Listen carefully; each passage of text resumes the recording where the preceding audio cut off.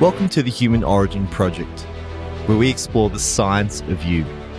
To keep up to date, go to our iTunes channel and subscribe, and please leave a review if you enjoyed today's show. This week, I'm really excited to introduce my guest, Mark Gober. He's the author of the book An End to Upside Down Thinking, dispelling the myth that the brain produces consciousness and the implications for everyday life. Mark worked on Wall Street and is now a partner in a technology-based investment firm in Silicon Valley.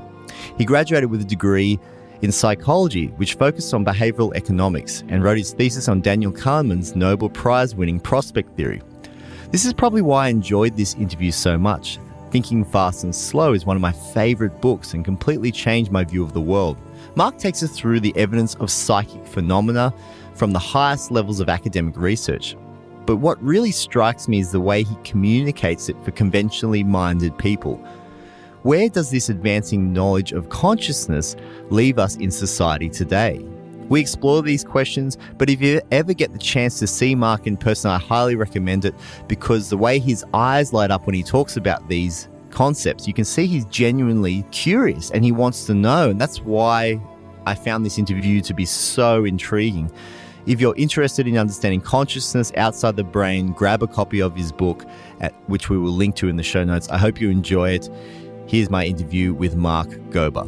Hey, Mark, thanks for joining me here. Thanks today. so much for having me. Yeah, no problem, man. So I just listened to you do a really fascinating talk on consciousness and how we are really breaking into a really deeper understanding. And, some of the things that I think a lot of people are noticing in the scientific community particularly is that we can't explain consciousness. So we're going to go through that today, and we're going to talk about your book. But before we start, can you tell me a little bit about your first memory and how it shaped maybe your life and maybe how you got here today?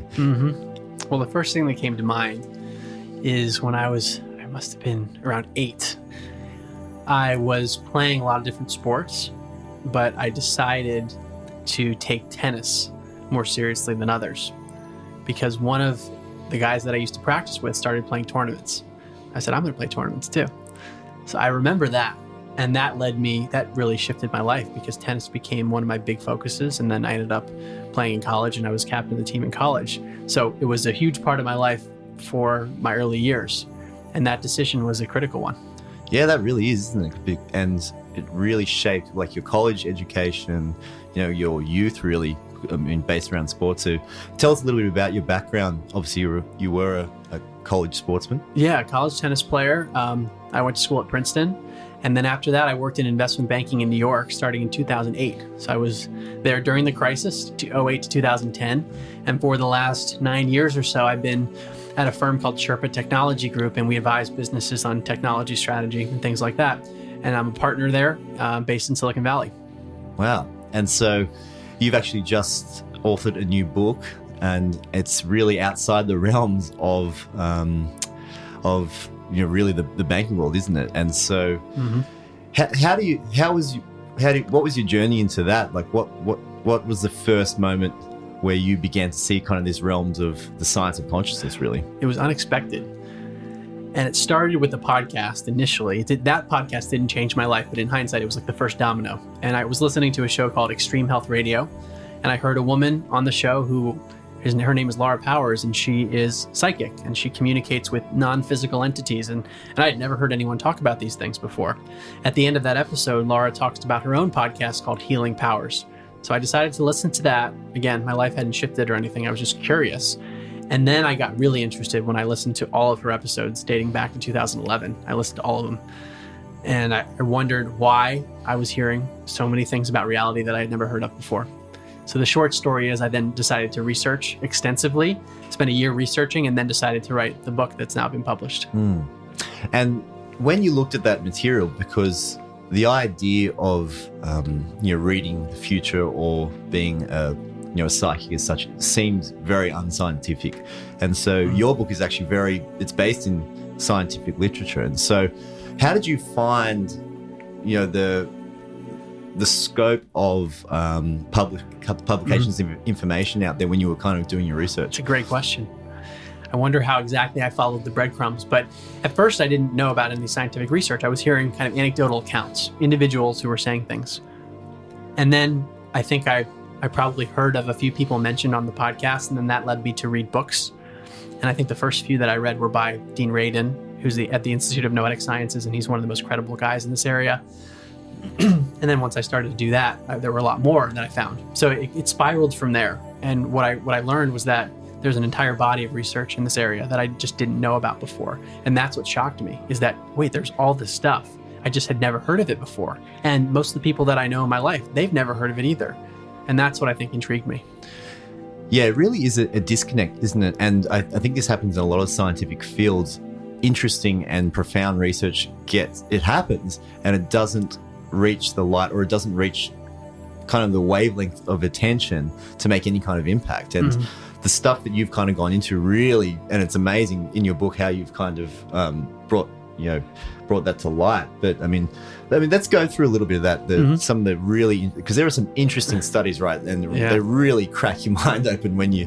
What do you think was the first study, like the scientific study, that really kind of you felt there was something in this? Oh yeah, first study.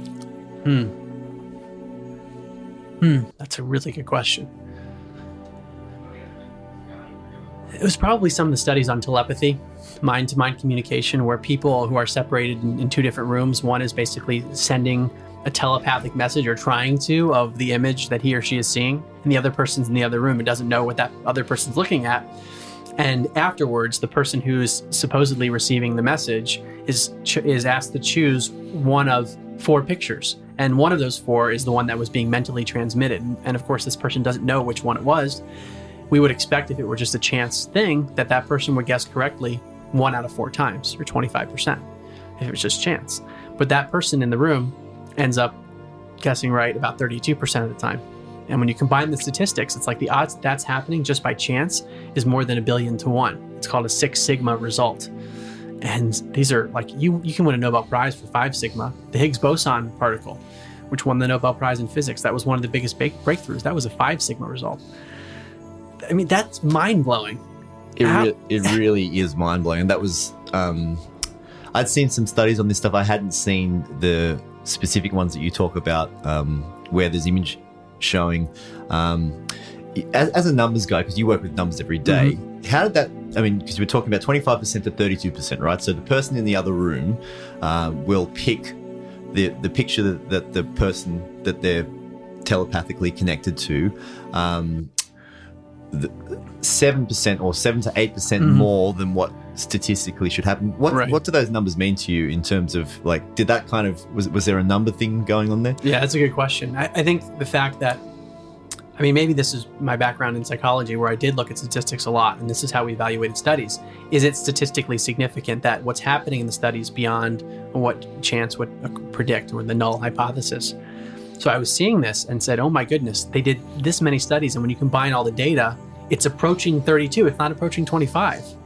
Like, that makes it super powerful. So that's a great point. I think my background probably made me perk up, whereas someone else, if you haven't been as familiar with it, you're like, well, it's 7%, doesn't matter. But in science, the size of the effect doesn't matter, it's the strength. And this is a really strong effect. Like I said, it's 6 sigma, but there are a number of areas that are 6 sigma. And in Dean Radin's new book, Real Magic, he just lays all of them out. It's amazing that you have this kind of statistical evidence in multiple areas. It really is quite, and I remember I saw there was the study on the binary number generators, and so they're still running those today, right? Yeah. What's that called? The Global Consciousness Project. Yeah, and I think there's some offshoots of it as well. But these are machines that are set up all over the world, and they're generating numbers all day. And sometimes they behave non-randomly when there's a big global event. Which, I mean, I remember, you know what, like, I'm just trying to think back to the time when I came across that study, and I read a book. God, it was probably about 10 years ago that went into this kind of stuff. Very kind of like scientific, and I was fascinated by it, but I had no real world application to it. And it's interesting how I received, your information and you presenting these studies, and it all made so much more sense because I had a context about it, and we're starting to understand, for instance, how the body and consciousness can, potentially transmit, and quantum physics has, really kind of become more mainstream, and so we've seen like that real shift to understand that this stuff is happening, and I mean, really. When you were describing it, and I really have to kind of describe this for the people listening, is that you can see how it affects you, how fascinated you are by it, and that's the kind of reaction everyone should have when we understand that minds can connect like this, right? Yeah, well, it's interesting being at this conference, the Conscious Life Expo, where people are very familiar with these topics. So to some people in the audience, it was like, obviously this is right. But for me, it's still pretty new. I mean, I wrote my book in 2017. It came out in 2018, and I learned about this stuff in 2016. So it still blows me away. And I think for a lot of people in the traditional education system, you haven't heard of these studies necessarily. The fact that the mind can have a mental influence, a physical influence on a process, like how is that possible with the conventional view? But you mentioned context, and we haven't discussed that yet. So I just quickly want to give it. Basically, what I argue in the book is that there's an assumption that the brain creates our consciousness. And what I was shocked to learn is that there's a big question about how that could ever happen. And Science Magazine has said it's the number 2 question in all of science. It's called the hard problem.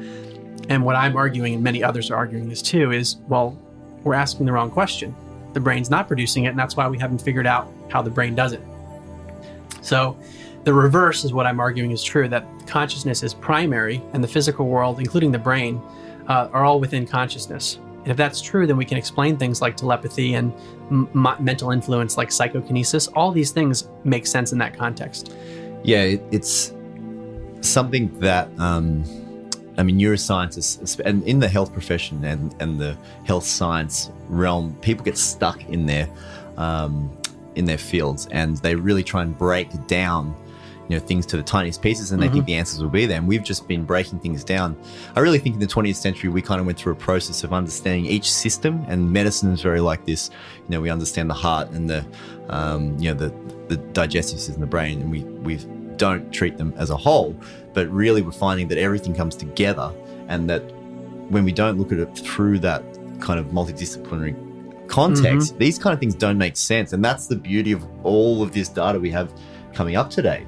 I'll just go back to, we're going to come back to that. The consciousness is really interesting because and especially you draw a nice pyramid on that. There's actually, we'll talk about, there's really nice links to Vedic philosophy too, which is, pretty much basically what, where they say consciousness is at the bottom of them. Yeah. But let's talk about the psychic phenomena. So, we've talked about telepathy, but there are other types too. So precognition is something. Yeah, so we've talked about telepathy. The mental influence is known as psychokinesis.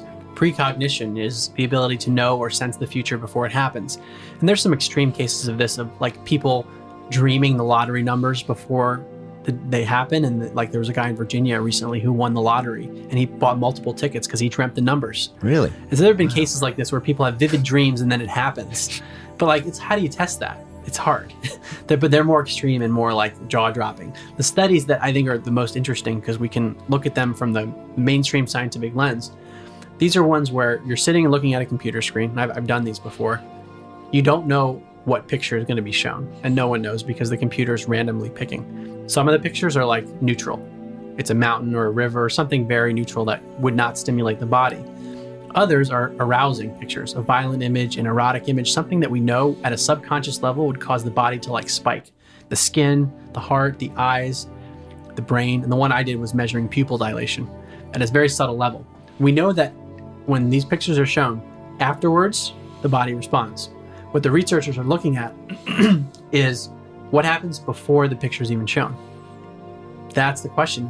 Who would even think to test that, first of all?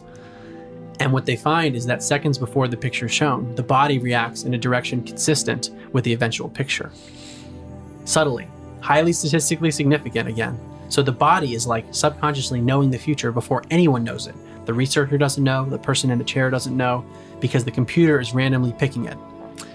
It really blows my mind. And when you see the studies, you see that spike of the graph, it's right there. And like something is happening before any kind of physical contact is. And it's just absolutely mind-blowing in terms of, like that's hard evidence. You can't really go past it. What have you found in terms of, see those kind of studies, that should be groundbreaking. Like how have you found this in terms of how it has resonated through the scientific community? Well, it's good you mentioned around precognition, because Dr. Darrell Bem from Cornell University made a big splash about this.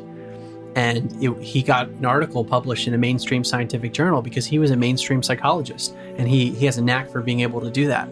So when that article came out, there was a New York Times article that anyone can look up about Darrell Bem's studies, and there's mass resistance to it of like, we need to stop this ludicrous stuff.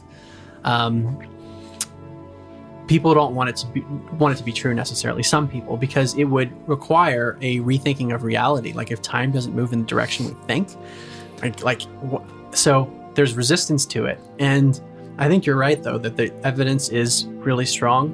And it was cool we're talking about precognition. Dr. Julia Mossbridge, who's one of the preeminent researchers in the world, she was in the room for my talk. She's a friend of mine. She's actually one of the endorsers of my book. But she's done some incredible meta-analyses where you put all these studies together, and she's showing effects. And like the fact that those are not on the front page of journals everywhere, I don't understand it. But I think there are a lot of reasons that there's resistance, but it does challenge the mainstream. And throughout history, we've seen examples of this. Germ theory is a good example, where it used to be like ridiculous to say that a microscopic thing that we can't see can make us sick or kill us. And then with the advent of the microscope, we came to it. And I think we're dealing with something now. It's like, what do you mean the body's responding before something? I think it's just we have a limited understanding and there's a resistance to it. Yeah, and that's actually a great analogy too, and especially with germ theory. In the 80s, we didn't know that any bacteria could live inside the human gut. The Human Microbiome Project in 2008 showed that there are trillions and trillions. There's more bacteria than we are human cells. And so, these kind of breakthroughs, and that has shifted the medical community, but it really hasn't, not in a way where, medical students are taught in a way like we're basically treating a bacterial kind of sponge. So how do we, and those kind of paradigm shifts, I think are difficult for people to come across. And this is the one you're dealing with is quite difficult because it makes me feel uncomfortable, to be honest. Like when I think about psychics and I think about, maybe someone reading my mind or something, it is kind of an uncomfortable feeling because, we're, mainstream, college trained people, right? And it does kind of realm into that kind of zone of feeling uncomfortable. But the reality is too, is that there's a lot of other areas of science that are explaining very well how this can happen. In quantum physics, we're talking about, Nassim Haramein, for instance, talks about, a united physics model where there is basically there's a field, that connects matter, and matter is just a result of the field. And this is, obviously a very deep topic, but when you think about if we don't, if we can't explain consciousness from the brain, that explains, if we're plugging into something, what kind of research have you seen in that area that explains, consciousness as this wider field? In some ways, all the research collectively points in that direction, but it's a recontextualization of the brain. We know the brain's involved in consciousness. We know that from neuroscience. There's a whole field on this. The question is, what is the brain doing? Can we conclude that just because the brain is related to consciousness, that the brain's producing or causing it? And we know from statistics, correlation's not the same thing as causation. You can have two things that are related to each other, and one's not always causing the other, like fires and firefighters. There's a very strong correlation between the presence of a fire and firefighters, but the firefighters aren't causing it. It's the opposite. So if we think of the brain as being like an antenna receiver or like a filtering mechanism, then we might be able to explain these phenomena. And then it's kind of like what you said, the brain and the body are almost tapping into something and accessing and processing something that is not localized to the body. And there are lots of documented cases of, for instance, children being born with memories of other places and other lives, isn't it? You write about them in your book too, don't you? I have a chapter on that. It's another example where consciousness seems to be existing beyond the body. And the University of Virginia has run studies for over 50 years over 2,500 cases of children with past life memories. And these are kids between 2 and 5 years old most of the time. Distinct things, distinct memories, preferences, aversions, and sometimes the kids have birthmarks and physical deformities. And the strongest cases, in all cases, are ones where the researchers can find historical records and medical records that match up with what the kids are saying, where they have no reasonable way of understanding how the kids could have gotten this knowledge unless we say consciousness isn't stuck in us, and perhaps even reincarnation would explain it. Yeah, I mean, it really boggles the mind, doesn't it? And,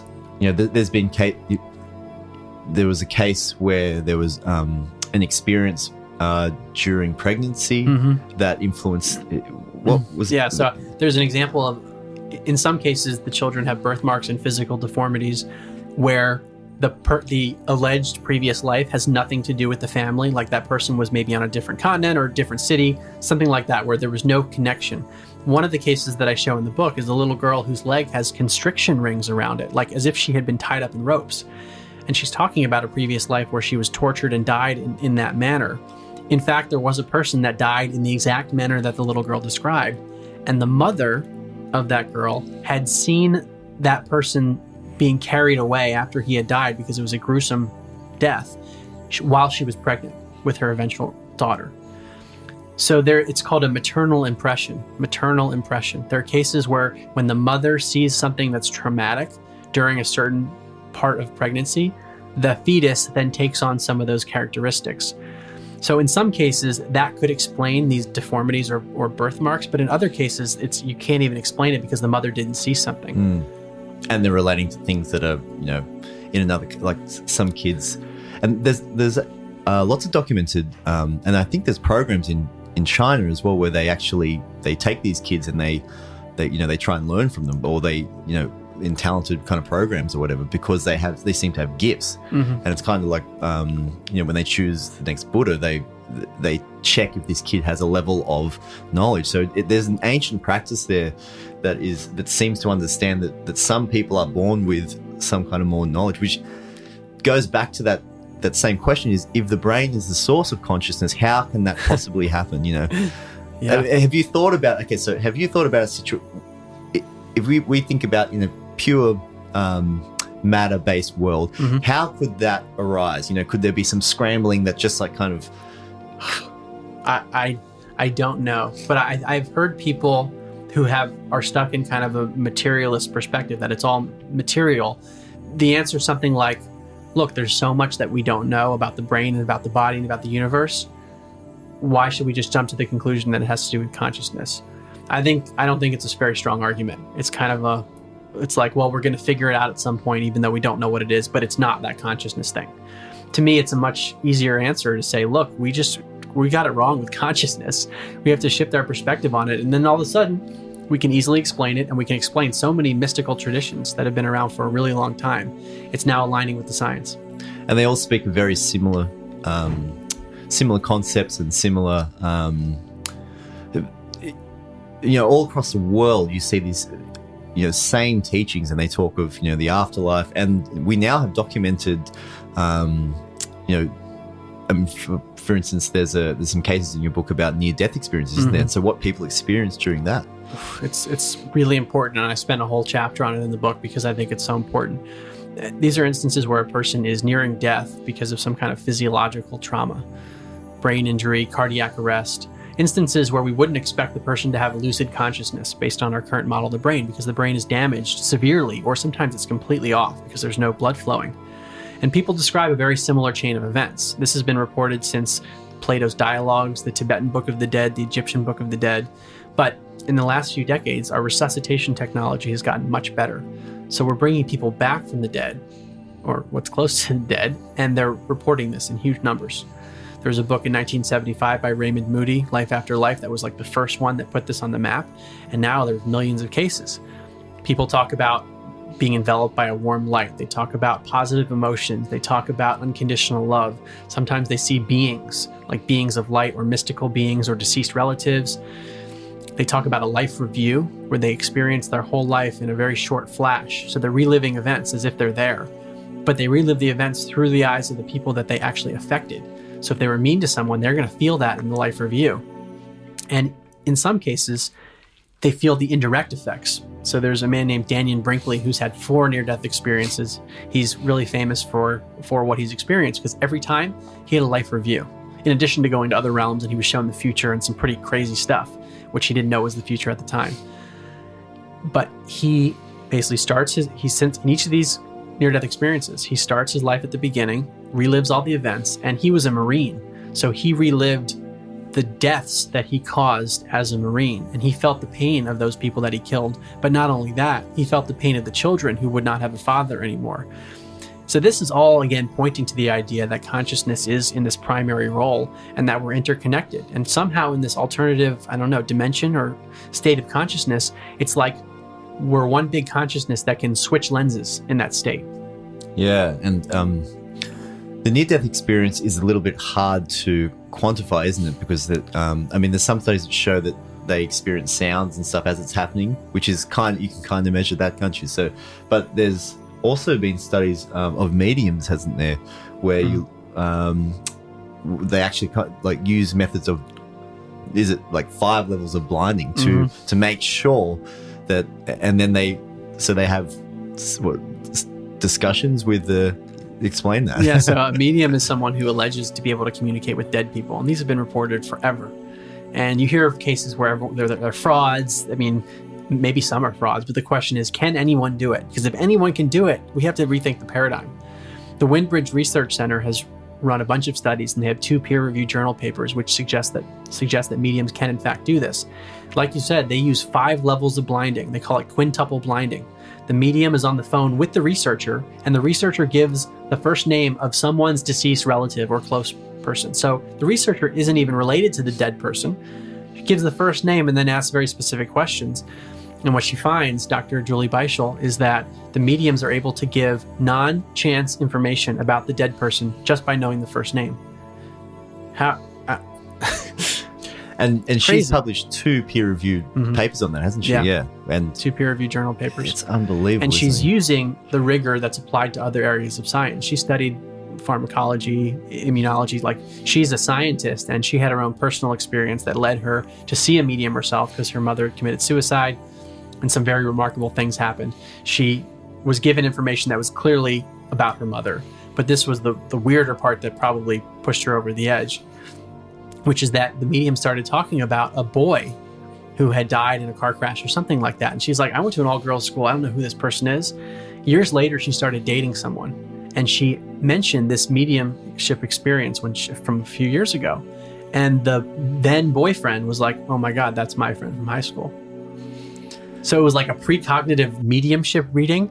So she was like, all right. And then now she could have been in the pharmaceutical world, and now she studies mediums. Yeah, I mean, everyone kind of like, I'm kind of blown away by it. I mean, it's funny how people take their paths.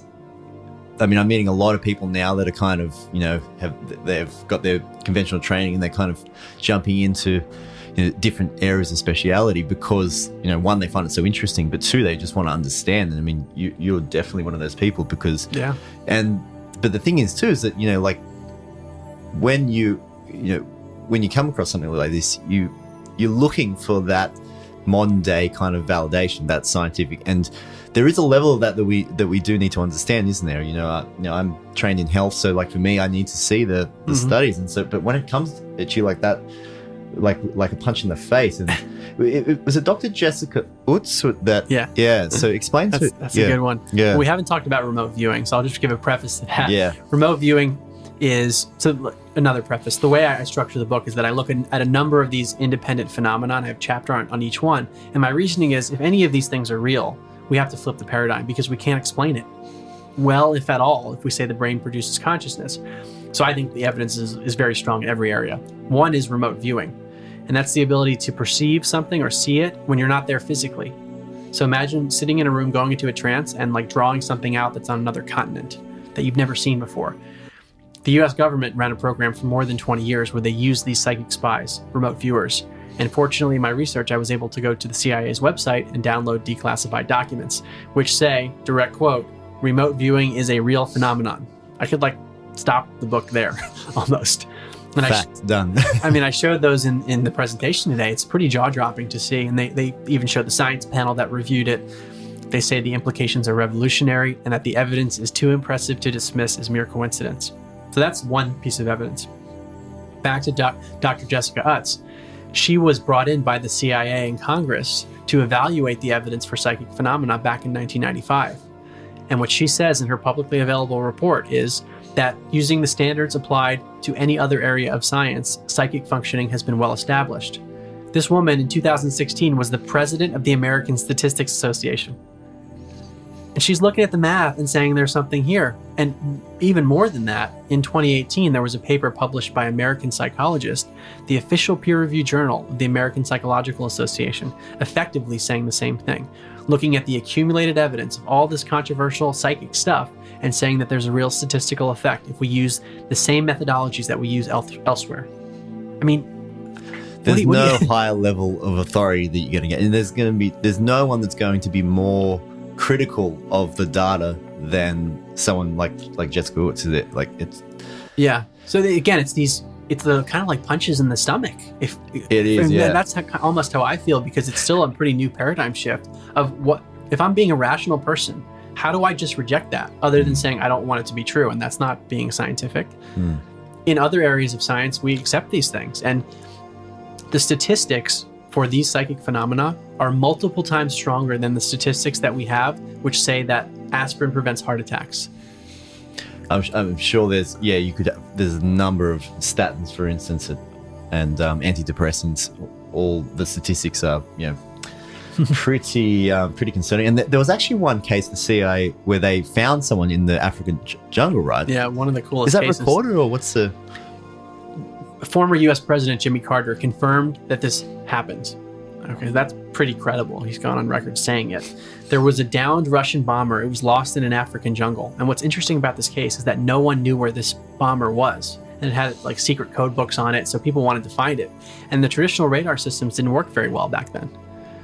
So they used remote viewers, and they used remote viewers to successfully locate the plane.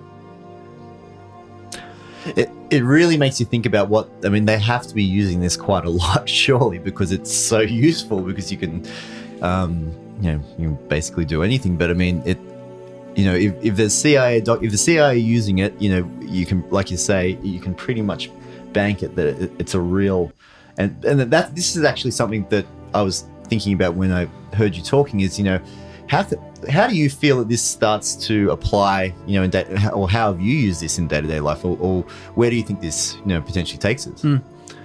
I think the psychic stuff is interesting, but I think there can be a tendency to like over glamorize it. I'm actually not as interested in it beyond the fact that it helps explain consciousness. The more interesting stuff to me is the implications of this broader framework of, okay, who and what are we? Are we bodies that have consciousnesses? Meaning when we die, our consciousness is over. And then in that case, I used to be that way. I used to think that was the case. And I couldn't find meaning in life because I'm like, well, I'm going to be dead and so is everyone. And that's it. That's the end. Whereas if we're consciousnesses experiencing the world through a body, if our identity is this awareness that anyone listening right now, you've got a consciousness, you're aware. What is that? And if that's your identity and your body is actually just an experience, think about it. It could be seen as a perception in that your eyes see it and it's a sensation, a set of sensations. But that which is experiencing the body is the identity, the consciousness. So it's a total flip. That to me is where it gets really interesting. And what I think the science points towards is that not only is our identity our consciousness, but we're all connected as part of the same underlying consciousness. And to quote Erwin Schrödinger, the Nobel Prize winning physicist, he said, "In truth, there is only one mind." And that's where I think this is heading. So I'm interested in that. Yeah, that's a huge. Yeah, God, you could talk for hours on that, couldn't we? But that to me, I'm very similar like that. Like when I first kind of came into this kind of, viewing this kind of stuff in a scientific manner, it really led me to the idea of it really reshapes your view of the world. And, you actually put it together nicely. And, if we build a, kind of our materialistic view of the world where matter is at the bottom, then you got like chemistry, and then, which eventually you get biological organisms, then the brain, and then consciousness is sitting at the top. Mm-hmm. So like, that's what, mainstream, a biological textbook would say consciousness is. But when you shift that, it completely changes, doesn't it? Like, what would that pyramid look like? Yeah, the pyramid that I use, and this is adapted from Dr. Dean Radin. Consciousness is at the top of the pyramid. If you say matter creates consciousness, it all comes from material stuff, fundamentally. But what if consciousness is at the bottom? And that matter, physics, chemistry, biology, neuroscience, they're all within consciousness. It flips everything, because then our identity is sort of like it's that which experiences and observes the world. And that identity, that consciousness we all have, is the basis of reality. It's a very empowering picture for every single person. It doesn't matter who you are. You can be a king or anyone. It's the same stream of consciousness that you're a part of. Yeah, this is just your matter body. Like, don't worry about that. Like, the consciousness just connecting to the body, and it's finite, and it will, whatever it is that potentially that we move on to, or whether it continues, those questions really, it's coming into a scientific lens now. It's just, I'm really, and we're finding this in so many different areas as well. Like, it's so that triangle that you're talking about, where the consciousness is at the bottom. So in Vedic philosophy, they're very deep principles that basically talk about physics, and at the bottom is consciousness, and they say that there is this field, and this is what Nassim Haramein talks about, that there's basically a resonance field out there that matter is being projected out of, and there's a lot of evidence, and there's a lot of ancient cultures that kind of talk about that stuff as well. And it's just the fact that we're sitting here and talking about this in a way that's reality, it just, I'm still struggling to get my mind around it. Me too. But I do mention that in the book as well, that mystical traditions, whether it's the Eastern philosophies or the Western traditions like Kabbalah and Judaism and Sufism and Islam, Gnosticism and Christianity, there seems to be a core truth. And I quote Nisargadatta Maharaj in my book. He wrote, "I am that," the sage in India, and he talks about very explicitly how consciousness is primary, and I quote him along those lines. These people have been saying it forever. Yeah, it's not new. But that in a way, that when I learned of that part of it, because I said this in my talk, it's sort of like backing into mysticism. I didn't start as like thinking I have a mystical way of thinking about the world, but it all points in that direction. So the fact that so many people have been saying this independently in different cultures, and now science is pointing towards it, it like makes sense. Maybe there's a reason they were saying it. And that's what our science is suggesting. Yeah, it's just the implications are just so far and wide, isn't it? It's, like and especially with the Human Origin Project, we really, aim to build out these dialogues, and there's just so many around the world, and they say the same kind of things. They speak in very, and this is one thing too that we often misinterpret. They speak in very scientific ways, but we just misinterpret. So like, if we saw a talk in Mandarin and didn't understand it, and they were talking about quantum physics, and we said, they don't know what they're talking about because it's not our language. The same kind of patterns are being shown in ancient cultures, and it's just, they talked about this stuff in a very deep way with a level of understanding that I think that we're just kind of stepping into, right? Like, which is kind of scary in a way, but exciting as well, that we're kind of, awakening into a new kind of, reality. And I think it might open us up to reread ancient scriptures in different ways, and the things that people who have reached states of enlightenment or awakening, to look more closely at what they're saying, and to try to glean something from it. And I find that personally very interesting. Absolutely. So we'll finish off there. So what, okay, so it's funny, like our conversation very much broad, but we normally end the show by saying, where do you see yourself in 5 years, and where would you like to see yourself, in terms of, your life, but also, maybe your consciousness too. Yeah, well, I have a quick answer to both of those. I have no idea. I don't even know what I want it to be. At this point, I'm just kind of letting things happen one day at a time. And I do remember this from studying psychology in college, because I studied behavioral economics and how people make mistakes in decision making. In particular, I wrote my thesis on Daniel Kahneman's prospect theory. He wrote Thinking Fast and Slow, Heuristics and Biases. One of my favorite books, yeah. Yeah, so that's the stuff I studied, and it's all about how there are errors in human judgment, like biases that we have. one thing I remember, it's called affective forecasting errors, affective with an A. The idea that we are awful at predicting what we want or what we don't want. Like the thing that we think we'll like, we end up liking it way less in the future when we actually get it. And the same thing with things that we don't like.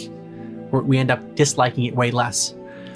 So for me right now to say the things that I want or don't want, I'm very hesitant to do it because I don't know. And if you had asked me this 5 years ago, my answer would have been wrong. Absolutely. I think that's one of the best answers you could probably have to that question is that I don't know because of this. And that's it's interesting though. I can see, you bring a real scientific lens to this whole topic and, it's I can definitely see you're going to write more books for one, but, I hope it takes you on a path that really kind of, I can see you love it, right? And it's really enriched your life. I hope it takes you on a path that, is really, you look back and just say, wow, like I cannot believe it's Thank you. Yeah. I appreciate it. Thank you for having me on. No problem, man. Yeah. It's been fun. It's our pleasure.